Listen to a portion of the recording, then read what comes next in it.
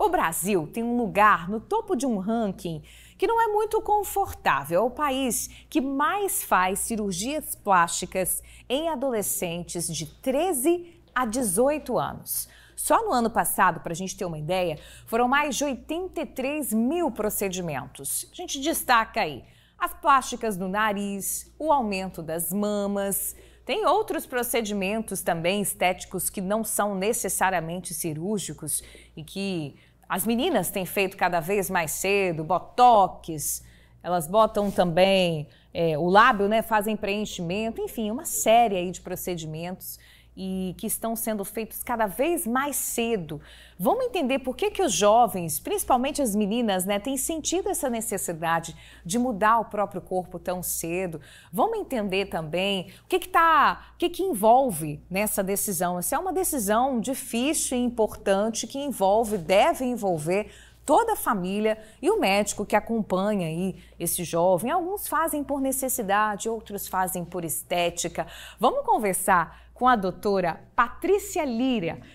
Ela é cirurgiã plástica e está ao vivo aqui com a gente. Bom dia, doutora Patrícia. Bom dia. Bom, obrigada aí pela presença, seja bem-vinda ao Tribuna Amanhã.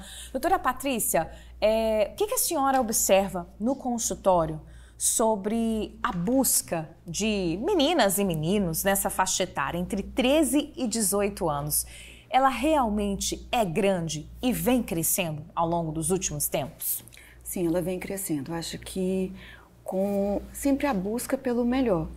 E com a mídia, há uma comparação muito grande. As adolescentes hoje, elas se expõem mais. É verdade. Então, sempre há aquele efeito comparativo. Por outro lado, também tem aquela situação do bullying. Então, é aquela criança que tinha a orelha em abano, né? Aquelas orelhas grandes para frente, e que, com a avançada idade, a partir dos 5, 6 anos, ela começa a se sentir incomodada, porque sempre há aquela comparação, né? Ah, sua orelha é grande. Então, eles buscam a cirurgia realmente para ter não só uma aceitação, mas se sentirem melhor com isso. Então, isso é importante para essas crianças. Com certeza. Há uma autoestima que é resgatada com a cirurgia.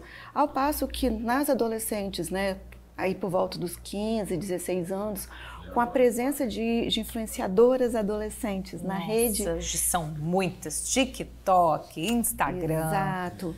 Então, há aquela comparação e elas querem se identificar com aquelas meninas, né? Doutora, tem uma idade mínima permitida ou orientada para que se faça um procedimento estético cirúrgico?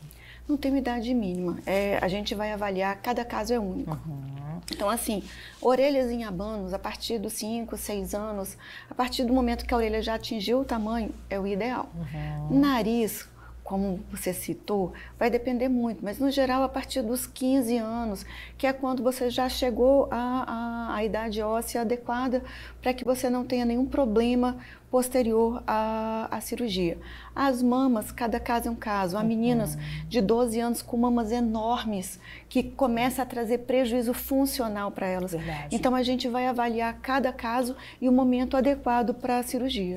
A gente estava falando do nariz, a gente estava observando o caso da Rafaela Justus, né, que eu acho que muita gente conhece, como essa menina sofre ainda uma pressão estética, é filha de famosos, ela também é famosa, e antes da cirurgia e depois também da cirurgia, muito nova, ela buscou fez o nariz, fez o maxilar, se eu não me engano também, acabou fazendo a ortognática ali.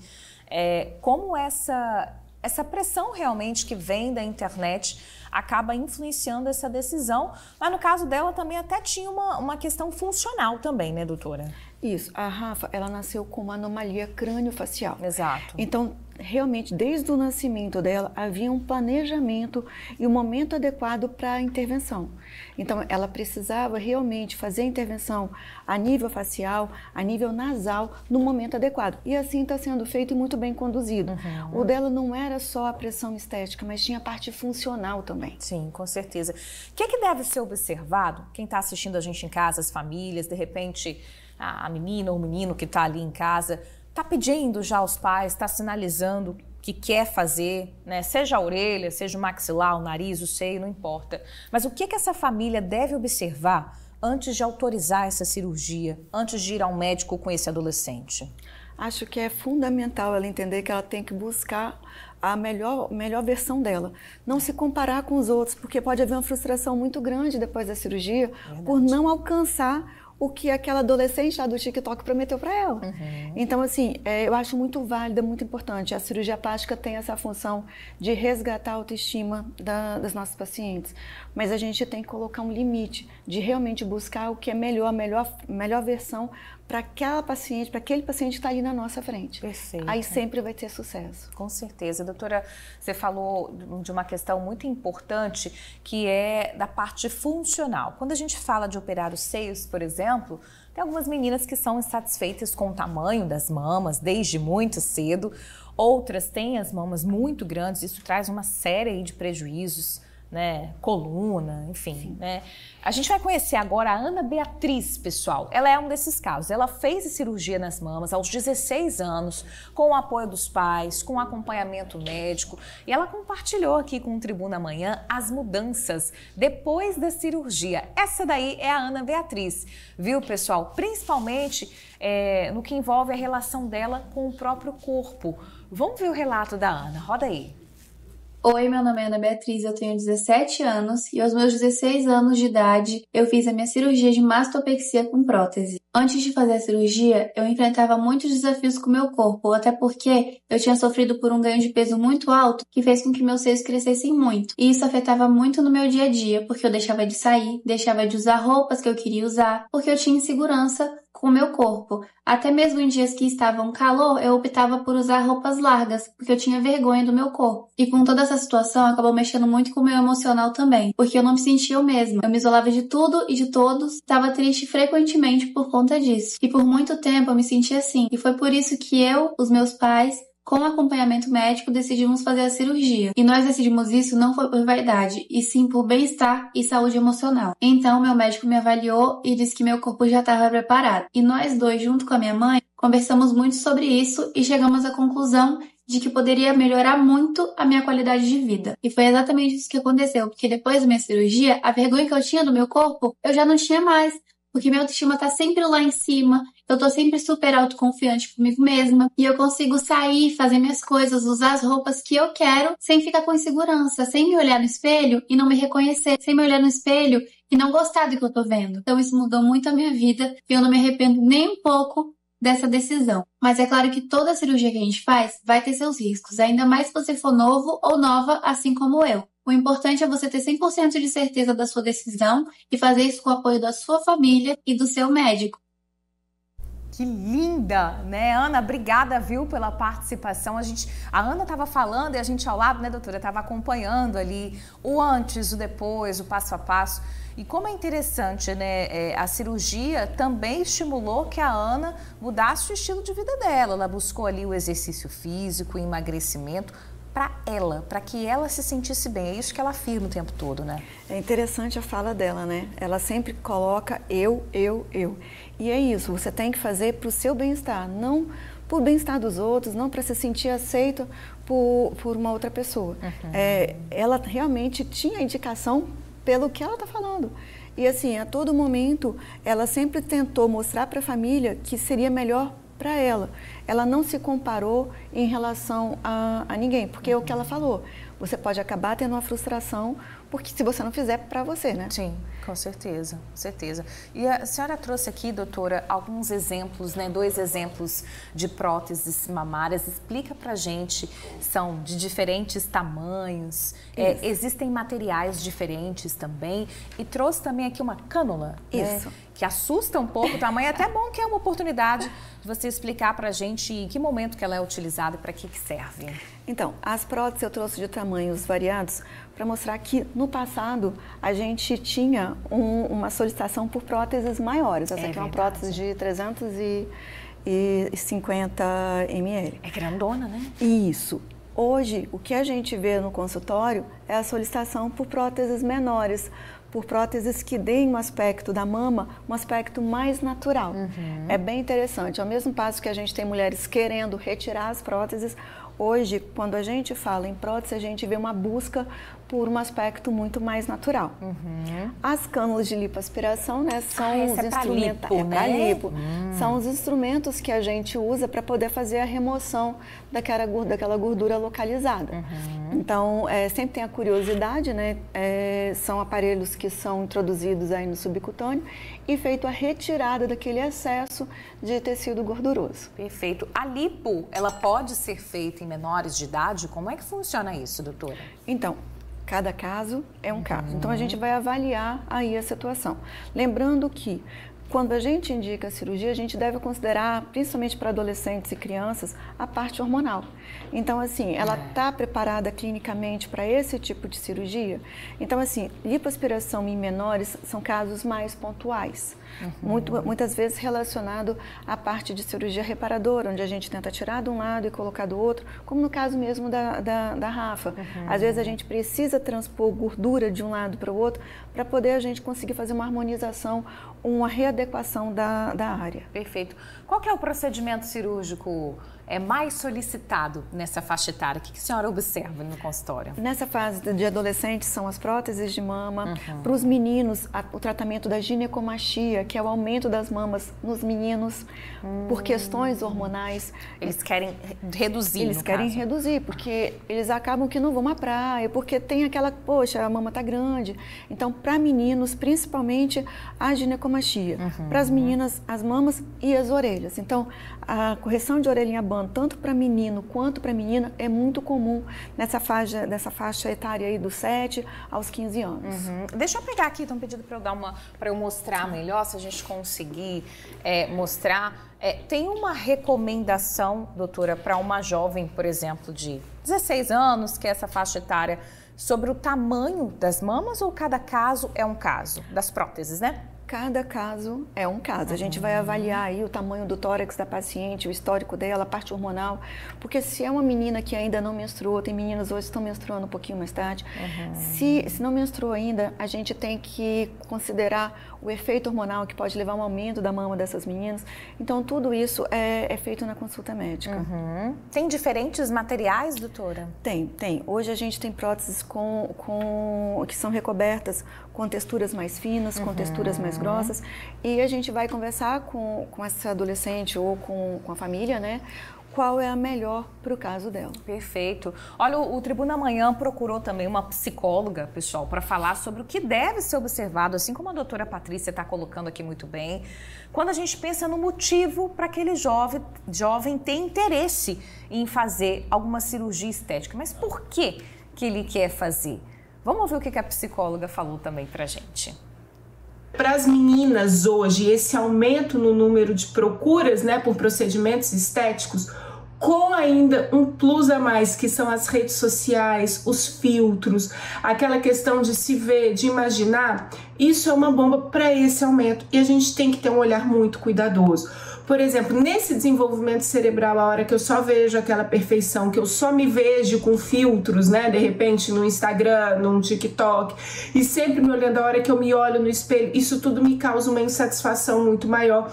E aí sim, essa busca, essa autoestima e um cuidado, porque pode ser que a gente vá buscar algo que a gente não chegue, até porque a gente está comparando com algo que não existe. Então, eu não estou aqui dizendo que os procedimentos não possam ser feitos, eu não estou aqui dizendo que a gente não precisa. É claro que existem coisas que se vai fazer bem, mas a gente tem que sempre avaliar qual que é esse grau, como que está essa percepção e se aquilo de fato faz sentido para aquela pessoa, entende? Se ela ali está procurando algo que ela vai encontrar ou não, ou se a busca dela deve ser algo interno e não um procedimento estético. Muito bem, obrigada, doutora Alice, pela participação aqui no Tribuna Amanhã, trazendo esse ponto que é muito importante e relevante, como é importante os pais participarem dessa decisão, né, doutora? Chegou uma pergunta aqui falando em pais, a Maria Isabel Castro, ela é de Vitória e ela quer saber o seguinte, se os riscos são maiores para fazer uma cirurgia estética para os adolescentes. Ela tem uma filha de 16 anos que tem desejo de fazer as mamas, então ela está preocupada, quer saber se o risco pode ser maior em função da idade. Da idade não, mas da condição clínica, sim. Então, se a paciente ela está preparada clinicamente para a cirurgia, ok. Mas além da parte clínica, a gente tem a parte psicológica, a parte emocional, que foi o que a psicóloga acabou de falar e o que a gente estava falando desde o começo. Sim. É o momento adequado? Ela está fazendo para ela ou ela está fazendo para uma outra pessoa, para agradar uma outra pessoa? Porque por mais bonito que fique, se ela está fazendo para agradar uma outra pessoa e essa pessoa falou que não ficou legal, isso pode trazer transtorno emocional para essa adolescente. Porque ela gerou uma expectativa muito grande. Mas, no geral, o que a gente vê é que a maioria quer fazer para si. Então, a satisfação que você tem com o aumento das mamas, principalmente para as meninas com hipomastia severa, ela é muito alta. Então, traz uma satisfação, uma alegria muito grande para essas adolescentes. E qualidade de vida também. Qualidade de vida. Nesses casos.